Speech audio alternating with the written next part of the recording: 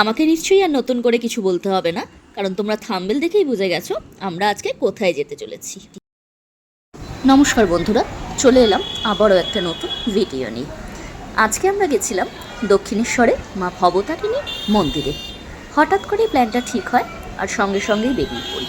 আসলে কি জানো তো, মা না ডাকলে কোনো দিনই যাওয়া যায় না। মা ডেকেছে, তাই আমরা পৌঁছে গেছি মার কাছে পুজো দিতে। এই যে দক্ষিণেশ্বরের মূল দ্বার, ঢুকেই শ্রীরামকৃষ্ণদেবের দর্শন পেলাম।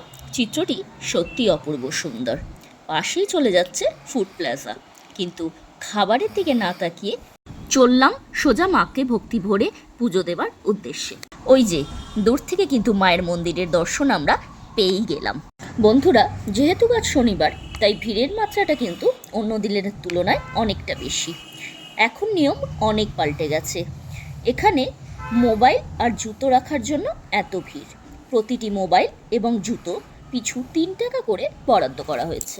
আমরা মোবাইলগুলি যেখানে রাখলাম তার অপোজিটেই কিন্তু স্বামী বিবেকানন্দের একটি মূর্তি, আর তার ঠিক পাশেই যে তোমরা দোকানগুলি দেখতে পাচ্ছ, সেখান দিয়ে ডালা সংগ্রহ করে কিন্তু মার কাছে পুজো দেওয়া যায়।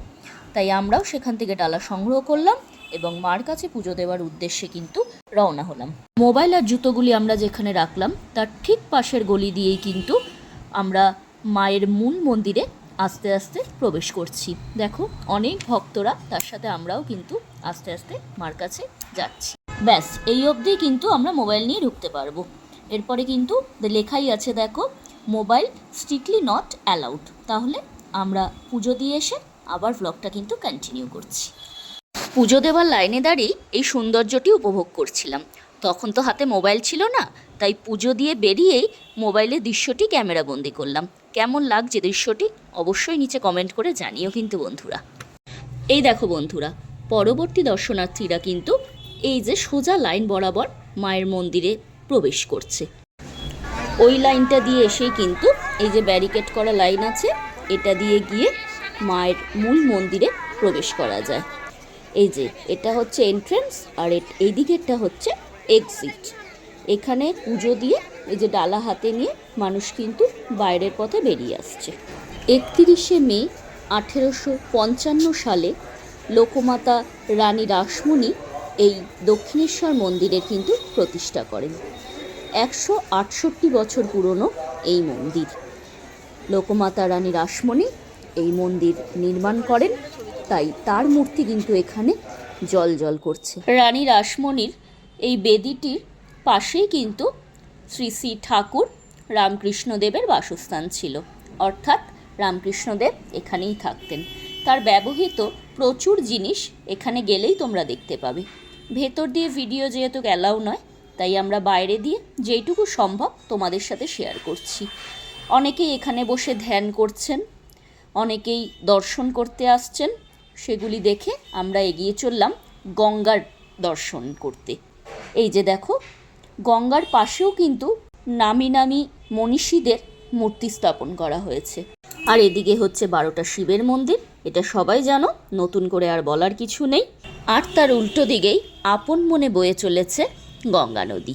আমরা কিন্তু এবার চলে এলাম গঙ্গার ঘাটের সামনে। গঙ্গার সামনে দিয়ে বালি ব্রিজটি দেখতে কিন্তু অসাধারণ লাগছিল। এখানে যে যার মতো সময় কাটাচ্ছে, কেউ আড্ডা মারছে, কেউ ছবি তুলছে। আমরা সেই দৃশ্যগুলি উপভোগ করে মা গঙ্গাকে নমস্কার জানিয়ে তাকে দর্শন করে চললাম আমাদের পরবর্তী গন্তব্যের দিকে। ওখান থেকে বেরিয়েই ফুড প্লাজা যাওয়ার পথে এই দৃশ্যটি কিন্তু আমাদের নজর কাড়ল। সুরের সাথে তাল মিলিয়ে